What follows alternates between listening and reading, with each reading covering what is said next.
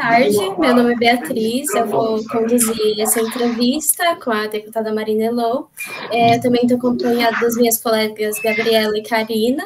Primeiro, a gente quer te perguntar por que você decidiu entrar para a carreira política, se você pode contar um pouco da sua atuação como deputada estadual em São Paulo e como esse seu ativismo pela democracia se desenvolveu. Para falar como que eu resolvi entrar pela política, a gente precisa voltar um pouco mais na minha história. Eu sempre gostei e sempre tive muito interesse em atuar em projetos coletivos, em projetos de trabalho voluntário, projetos de organização da sociedade, sempre gostei disso. Fundei o Grêmio, fundei vários projetos voluntários, sempre me envolvi nesse tipo de projeto. Mas eu nunca pensei em entrar na política. E hoje, olhando para trás, eu tenho muita clareza, assim, de que eu nunca pensei em estar na política porque eu não tinha referências. Isso não era uma possibilidade dentro do meu arco de conhecimento do mundo, de possibilidades, porque não tinham mulheres jovens que não eram de família de político ocupando esse espaço. Quando eu abria o jornal, quando eu ligava a televisão, quem ocupava a política era sempre uma figura que não era eu. Um homem branco, mais velho, que estava lá há muito tempo, num partido, isso me afastava muito. Então, eu nunca nem pensei, não é que eu achava que não era para mim, eu nem cogitava a possibilidade de estar na política. Mas eu fui estudar o quê? Fui estudar administração pública, porque eu pensava então que eu queria trabalhar no terceiro setor, a administração pública também falava bastante das instituições de ONG, e foi muito legal lá. Eu me apaixonei pelo impacto do governo, pelo impacto do Estado e as possibilidades dessas decisões corretas na política, na vida das pessoas, mas ainda assim não pensava em entrar na política. Mesmo na faculdade, mesmo fazendo um dos melhores cursos de administração pública do país, não falávamos de política e não mudávamos essa referência. Comecei a pensar então em carreiras públicas, em trabalhar talvez como técnica no governo, mas não como política. Me apaixonei também pelo tema de sustentabilidade e fui ter uma experiência corporativa no tema de sustentabilidade, passei no treino na Natura, construí uma carreira de sucesso, né, na Natura, mas sempre senti a falta desse espaço, dessa construção coletiva. Em 2013, quando teve as grandes manifestações, eu me envolvi, né, achei aquilo muito e senti a falta de estar mais próximo. Fui procurar espaços que eu pudesse estar mais conectada com o mundo político, com a discussão da sociedade. Descobri a RAPS, que é a Rede de Ação Política pela Sustentabilidade, um grupo de jovens pensando na política, assim. Prestei o processo seletivo e passei no grupo de jovens, não para pessoas que um dia que gostariam de entrar na política, não que para quem queria se candidatar efetivamente. E mesmo assim foi incrível, e daí eu virei o ano querendo trabalhar numa campanha, porque lá eu conheci gente que não era de família de político, que não era afiliada a um partido, que não era de um movimento, mas que queria fazer diferente, e que estava mostrando que era possível. Só que eu não achava nenhuma mulher jovem e que falasse de sustentabilidade como candidata. E não achava ninguém que queria trabalhar para ter experiência, nunca tinha trabalhado numa campanha. E daí uma amiga falou, por que não você? Eu falei, eu não sei nada, nunca participei de uma campanha, não sei nem por onde começar, não tinha muitas referências, né? O ano era 2016, não tinha muitas pessoas fazendo isso, não tinha ainda os movimentos de renovação política. O primeiro que surgiu a bancada ativista, eu fui uma das apoiadas, assim, era uma coisa muito fora da caixinha. Mas ela falou, a gente também não sabe nada, também não sabe nada, vamos junto. E daí eu comecei a me empolgar e fui candidata a vereadora em 2016, dentro desse ímpeto de estar mais próximo, de achar um espaço, de entender a política como um possível canal e querer ter uma representatividade de mulheres, jovens, que falassem dos temas que eu acredito, de sustentabilidade. Foi incrível, eu não fui eleita. E hoje, com o entendimento que eu tenho do sistema político, o entendimento que eu tenho da chapa, o entendimento que eu tenho de como funciona a campanha, olhando para trás, eu tenho certeza absoluta que aquela chapa que a rede tinha, aqueles candidatos, aquela forma de eleição, nunca conseguiria ser eleita. Era impossível, porque podia até ter 85 candidatos, a rede só tinha 16, nenhum conhecido, ninguém que já tinha feito campanha antes. Com o conhecimento que eu tenho hoje, eu nunca seria candidata. Eu falo, não, imagina, nunca vai ser eleita, é impossível. Só que eu não saber que era impossível na época me permitiu ter experiência, me permitiu ter ido super bem.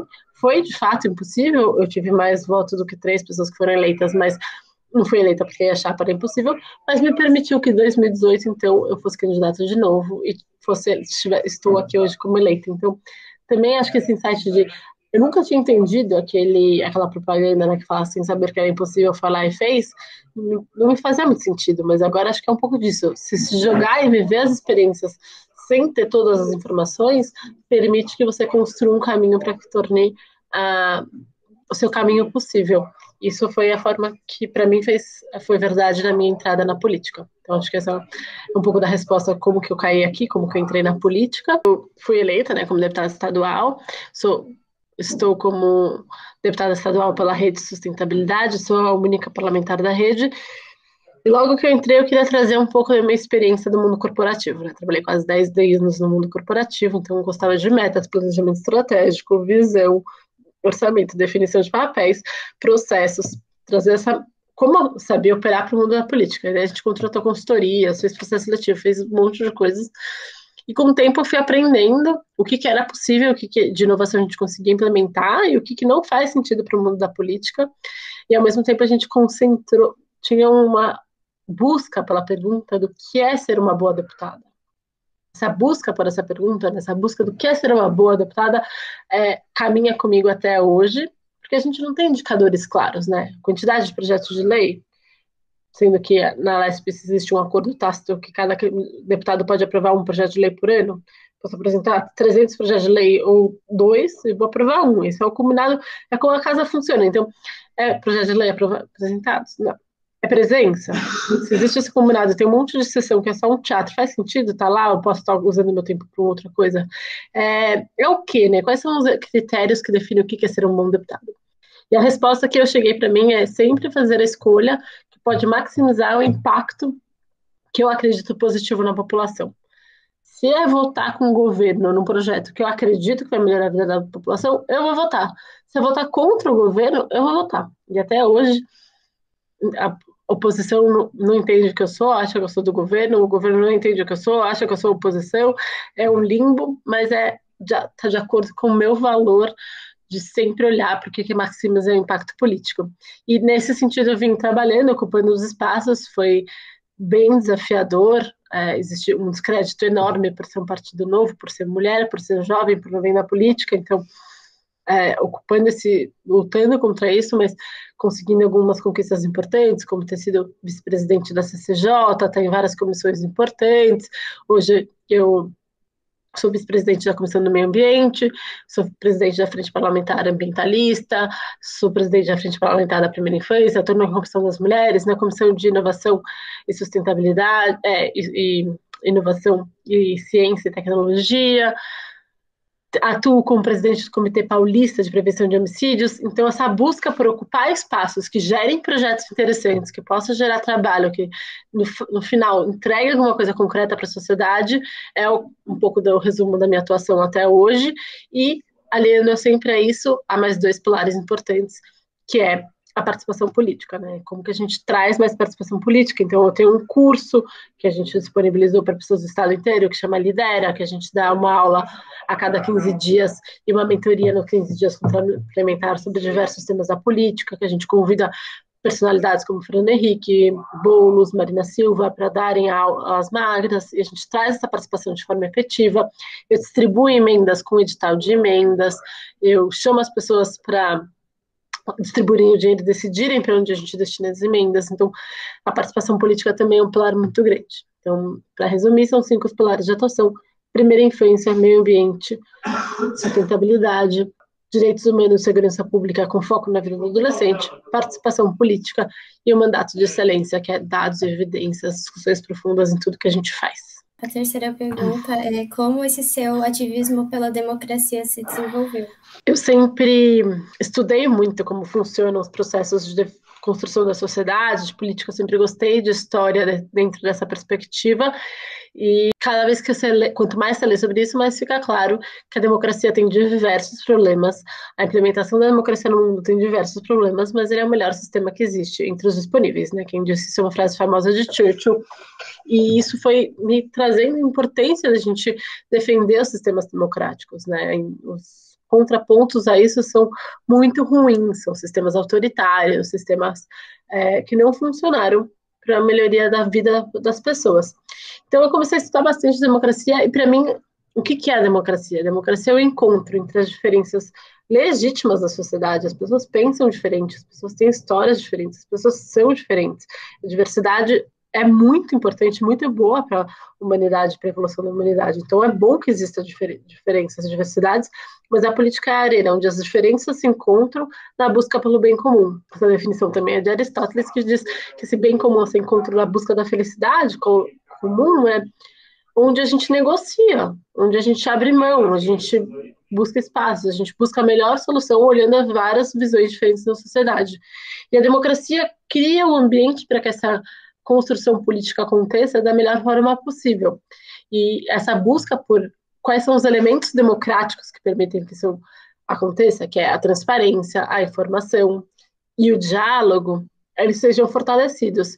E eu sempre acreditei muito nisso, acreditava que não adiantava a gente lacrar na internet. A gente vive hoje uma era da lacração na internet, a gente vive hoje uma era do contraponto pela contraponto, que a gente perdeu de discutir os temas mesmo, nos afastam da política, eles enfraquecem a política. Então, a defesa do diálogo, a defesa de escutar o diferente, a defesa da negociação, a defesa da política em si, sempre foi um dos meus elementos do ativismo pela democracia. E eu tive a oportunidade, em 2017, depois das eleições de 2016, então estar próximo de um movimento, e estava ali na fundação e no apoio a esse movimento, que era Nova Democracia, hoje ela chama Pacto pela Democracia, que é esse ímpeto de buscar essa construção desse espaço junto com a sociedade civil. Você falou um pouquinho antes do descrédito da mulher e como é difícil ocupar um espaço visto só por homens, que você não se enxergava ali. A gente quer te perguntar quais são os desafios de ser uma mulher envolvida na política atual. Se você já sofreu algum tipo de silenciamento ou ataque. O tempo inteiro, né? Hoje a gente vive numa sociedade extremamente patriarcal e machista que se reflete na política, que é um espaço extremamente dominado por homens. Eu sei que, quando eu digo isso, muitas profissões se enxergam e falam, não, mas aqui também é assim, aqui também é assim, e eu concordo, somos uma sociedade patriarcal e machista, mas a política é um dos piores bastiões de proteção dessa forma de organização. Isso se reflete nos números, né? Somos o pior país de todas as Américas em relação ao número de mulheres na política. A América Latina inteira tem mais mulheres na política do que o Brasil. Países com muçulmanos, que têm um histórico da sociedade de lugar da mulher muito retrógrados, muito conservadores, tem mais mulheres na política no Brasil. A gente está numa base de 15% hoje dos cargos eleitos são de mulheres, numa sociedade que mais de 52% da população é mulher. É completamente discrepante, e essa discrepância aparece no dia a dia. Ainda porque muitas das mulheres que estão hoje ocupando esses espaços, elas são ainda muito ligadas a essa cultura patriarcal e perpetuam ela. Então, ela é um espaço extremamente hostil. Para dar um exemplo, no meu primeiro dia, né, de mandato, então eu estava lá com borboletas na barriga, super animada, tipo, primeiro dia de aula, assim, cheguei, eu estava sozinha, era a única da rede, então a sensação que eu tinha era chegar na primeira escola, no primeiro dia, em que metade da turma já era da mesma escola, ou repetente, se conhece, que é os deputados que foram reeleitos, os outros vieram de escola juntos, que eram os que estavam chegando com o partido, e eu estava lá sozinha, quando chega um deputado que me agarra, literalmente me agarra do lado, me dá um beijo, nunca tinha visto o ser humano na vida, e me fala, não precisa se preocupar, a gente já fez uma eleição, você é uma das deputadas mais bonitas da casa, vai dar tudo certo para você, tudo que você quiser aprovar a gente vai te ajudar, vai passar, vai dar tudo certo. É que foi um estalo de que eles nunca iam me considerar de fato como uma igual e que eles iriam me subjugar o tempo inteiro. Foi o estalo necessário para eu lutar, para eu fazer toda uma articulação interna que ninguém acreditou, mas que eu consegui ocupar a vice-presidência da comissão mais importante, um estalo de que de fato é assim. E ainda que eu tenha conseguido passar por várias barreiras, é o tempo inteiro. Você fala uma coisa, eles não escutam, parece. Daí o outro fala, o homem fala a mesma coisa, fala, que boa ideia que ele deu. E na hora de que tem os grandes problemas, as decisões mesmo, eu sou líder, eu tenho que estar. Se eu não valido uma decisão, ela não vale, porque eu sou uma líder partidária como todos os outros. Os homens se encontram entre os primeiros grupinhos, se fecham assim e entendem que eles podem decidir.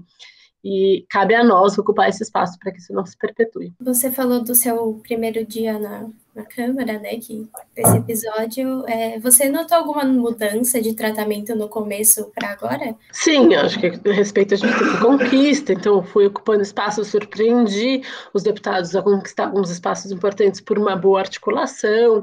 Quando você vai falando, você vai conseguindo um respeito diferente. Mas a estrutura patriarcal ela é muito forte, ainda que você consiga individualmente ocupar uns espaços, ter momentos de respeito, conseguir ocupar essa questão, os espaços de poder são sempre dominados no final por homens. Quem é presidente da Assembleia, o presidente das organizações mais importantes, das comissões mais importantes, seja em São Paulo, seja em qualquer estado, nas comissões no Congresso Nacional, são ainda ocupados por homens, secretarias mais importantes.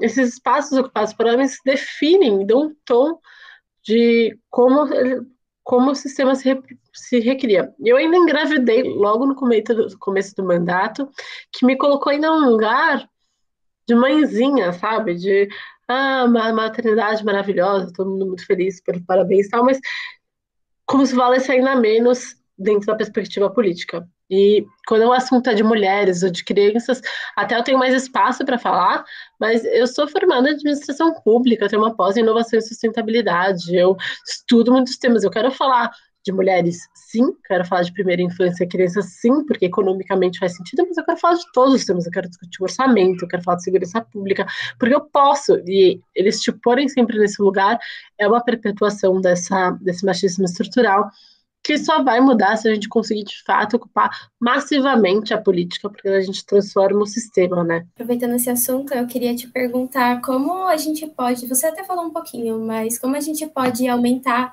a participação das mulheres na política e efetivamente ocupar esse espaço? Obviamente, quais são os desafios de ocupar esse meio e se, na sua visão, vai mudar o futuro da participação feminina na democracia?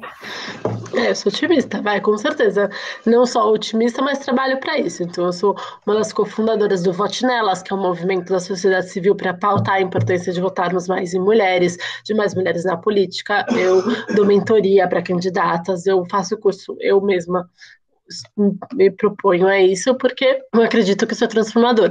Mais mulheres na política é transformador, não só para as mulheres, mas para a sociedade como um todo. É transformador porque a representatividade importa. Quanto mais mulheres a gente estiver ocupando esse espaço, mais meninas vão sonhar em instalar, mais mulheres negras, mulheres periféricas vão poder realmente, de fato, levar suas demandas e sua voz para um espaço de representatividade. Numa democracia representativa, a representatividade importa muito. É melhor para todo mundo, porque tem as pautas de metade da população atendidas. Quando a gente está discutindo agora o tabu da menstruação, quando a gente está discutindo o combate à pobreza menstrual, tem deputado que, lendo o projeto de lei, fica constrangido em falar a palavra menstruação. A gente está em 2021, metade da população menstrua todo mês, sua mãe menstrua todo mês, é tipo uma coisa da vida normal. Fica constrangido em ler o projeto de lei que fala daquele Dia das Mulheres, tipo, não fala menstruação. Então, assim, de fato, é muito louco que as pautas de metade da população não estão, de fato, interessadas na política. Então, por mais mulheres na política, importa por pautas, e importa porque traz melhores resultados para todo mundo, né? Quando a gente tem as grandes consultorias, McKinsey, BCG, Bain Company, comprovam que as empresas que têm maior diversidade, homens e mulheres no conselho, têm melhores resultados financeiros.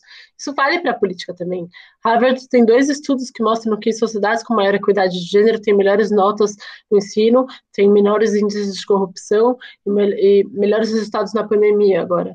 Por quê? Porque você tem visões diferentes, sendo debatidas com mais profundidade, formas de gerir, formas de pensar diferentes, de homens e mulheres de diversidades diferentes, que aprofundam, faz a discussão ser melhor, mais rica, e o resultado melhor para todo mundo.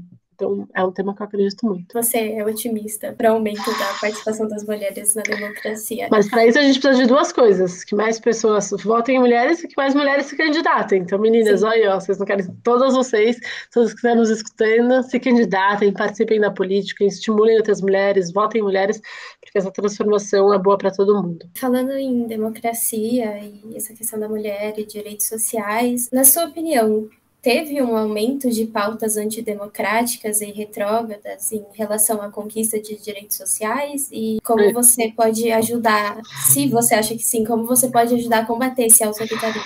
Sim, eu acho que sim, a gente está vivendo um processo de retrocesso em diversas áreas de políticas públicas, e um retrocesso seja por uma agenda conservadora ou seja por uma extrema incompetência das pessoas que estão responsáveis pelas políticas públicas não terem competência para executá-las, e a gente não está tendo programas importantíssimos bem feitos no Brasil. A gente não tem o Ministério da Educação comandando o retorno às aulas. Isso vai resultar num problema de déficit educacional horroroso.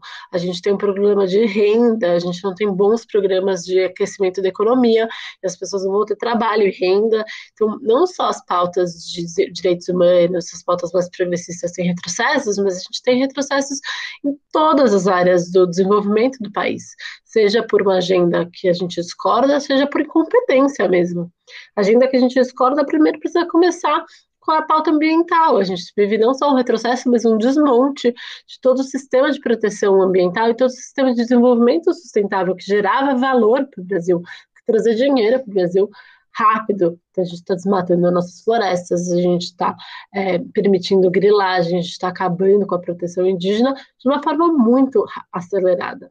E o que a gente pode fazer, não só dar visibilidade para isso, pressionar o Congresso Nacional, mas garantir que em todas as instâncias a gente esteja atento e avançando nessas pautas. Aqui no estado de São Paulo, o contraponto tem sido muito importante ao governo federal, a pautar questões, e pode ser ainda mais. A gente quer perguntar também quais formas de autoritarismo você enxerga nos três poderes que regem a democracia brasileira. Os três poderes, eles existem dentro de um modelo de pesos e contrapesos, em que o legislativo, o executivo e o judiciário teriam suas competências específicas, mas também a sua responsabilidade de fiscalizar e contrapor os outros poderes, e hoje a gente vive um descompasso muito grande nisso. Primeiro que o judiciário hoje, da forma que se estruturou no Brasil, ele passa ao lado de mecanismos de fiscalização pelos outros poderes. Então, como legislativo, tem muito pouco influência, muito pouca ferramenta para, de fato, fiscalizar e cobrar o judiciário. Isso permitiu que o judiciário se desenvolvesse numa casta,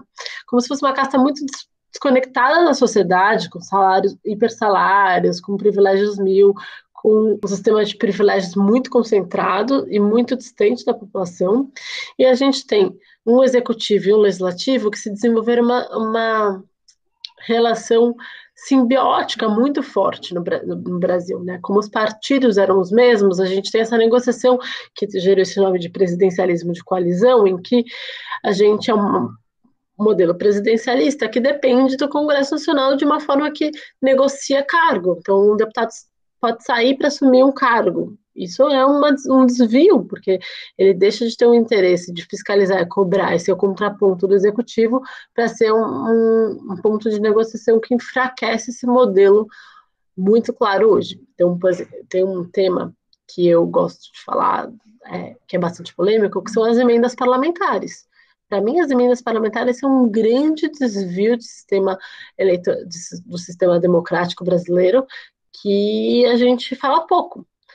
Então, os parlamentares no Congresso Nacional e em diversas casas, seja assembleias estaduais ou câmaras municipais, tem essa figura da emenda, tanto a impositiva quanto a emenda voluntária, que é uma parte do orçamento que o deputado que o político pode destinar para onde ele quiser, do orçamento público, que o executivo vai executar. Mas eu, como deputada, posso falar, eu tenho 5 milhões por ano, eu posso falar, eu quero que vá 1 milhão para Pauline, para essa cidade, para esse prefeito, eu quero que vá 500 mil para a sua cidade, quero que vá 500 mil para a PAI, quero que vá 200 mil. Eu decido para onde vai.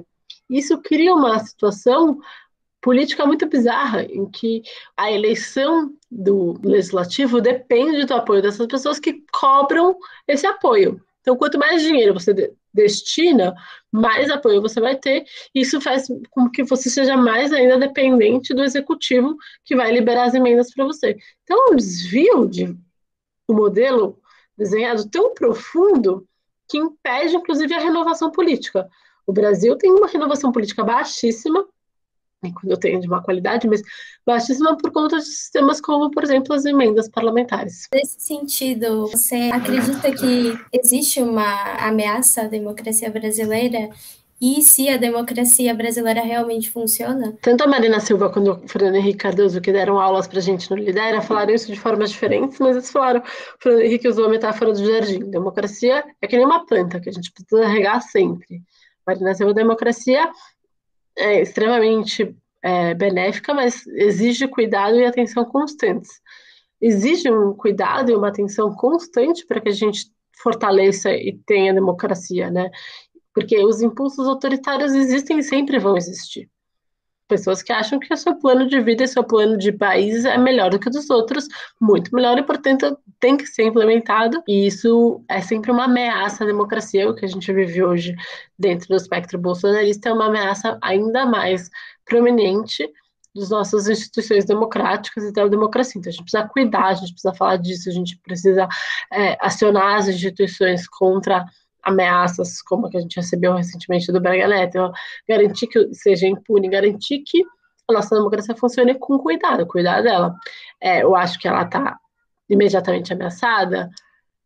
Acho que em muitas décadas a gente não tinha um risco tão grande com ela, mas eu ainda acho que ela se sustenta e é mais forte do que as ameaças, mas a gente precisa cuidar, porque isso pode virar rapidamente. Por outro lado, a nossa democracia funciona, ela é um processo, né? O Brasil é um país extremamente novo, recente, que é descolonizado, super pouquíssimos de tempo, quando a gente compara com China, quando a gente compara com a Europa, né? Você vai lá, é a igreja mais velha do que o Brasil inteiro, tem 600 anos. Você fala, meu país tem 500. É uma coisa super recente, né? Tem 200 anos de processo político brasileiro, em que a gente ficou nos últimos 100 anos um grande período em ditaduras.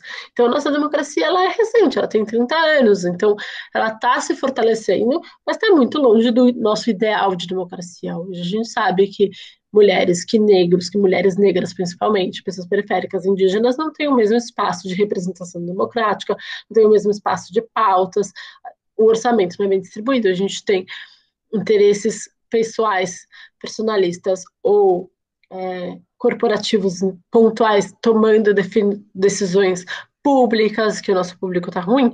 Então, eu acho que tem um momento atual e um zoom out. Se a gente olhar por fora, a gente está melhorando, a gente está avançando, seja como país, seja como sociedade, seja em todas as políticas públicas, mortalidade infantil, educação, saúde, emprego e renda, pobreza, a gente está melhorando. Se a gente olhar por fora, a nossa democracia está se fortalecendo. Se a gente olha hoje, no dia de hoje, a gente sofre e fica com muita aflita porque tem ainda muitos problemas. Você está falando do espaço, né, para as mulheres e principalmente mulheres negras. Qual a importância para você da atuação de usuários de redes sociais, principalmente as mulheres, na exigência dos seus direitos?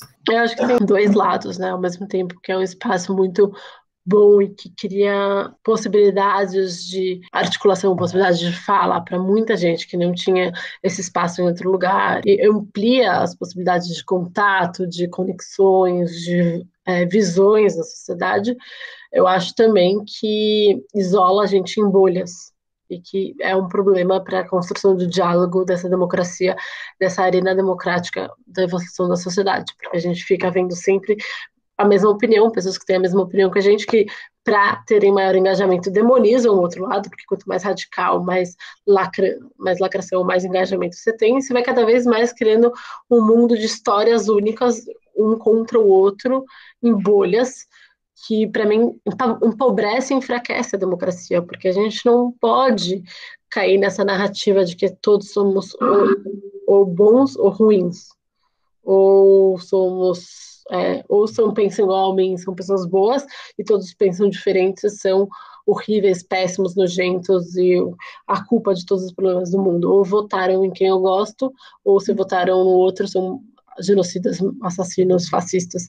E não é assim, a sociedade é mais complexa, e quanto mais a gente vai se afastando em bolhas, mais a gente perde a nossa capacidade de diálogo, de construção com o diferente, de entender que tem temas que eu sou diferente deles, mas temas que eu sou igual. Então, eu ainda penso muito sobre isso, não tenho uma opinião fechada, eu acho que tem um lado positivo muito real e um lado negativo que também é importante a gente ter claro para que a gente possa pensar em soluções. Você, como mulher jovem inserida na política, qual é o seu papel de representação na juventude e quais líderes e ativistas você enxerga como aliados? Eu amo que vocês me chamam de jovem. Eu também me vejo assim, mas outro dia vi que nem mais na definição oficial de jovem eu me encaixo e já tenho filhos. Outro dia eu falei, nossa, de fato não sou mais jovem. Fiquei meio pânico, porque super acho que se tivesse uma festa de faculdade hoje e me convidasse, eu super poderia ir, mas talvez não.